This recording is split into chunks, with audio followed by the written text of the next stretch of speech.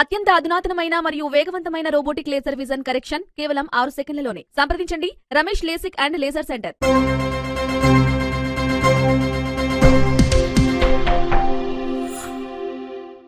నమస్తే, welcome to Vihari news. Andhra Pradesh రాష్ట్రంలో దివంగత ముఖ్యమంత్రి వైఎస్ రాజశేఖర రెడ్డి కుటుంబంలో ఉన్న తాజా పరిస్థితులు, రాజకీయంగా కుటుంబంలో చోటు చేసుకుంటున్న వివాదాలు విజయమ్మకు కంటి మీద కునుకు లేకుండా చేస్తున్నాయి.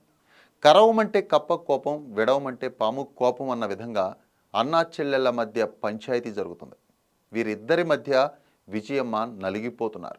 వైఎస్ రాజశేఖర రెడ్డి మరణానంతరం వైఎస్ జగన్, షర్మిలను రాజకీయంగా ఏకతాటి మీద నడిపించే ప్రయత్నం చేశారు వైఎస్ విజయమ్మ.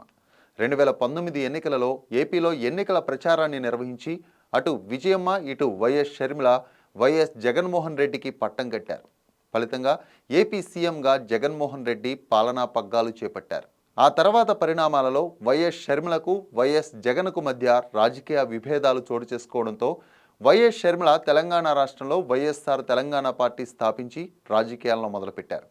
ఏపీలో సీఎంగా వైఎస్ జగన్మోహన్ రెడ్డి పరిపాలన సాగించడంతో కుమార్తెకు వైఎస్ విజయమ్మ అండగా నిలబడ్డారు.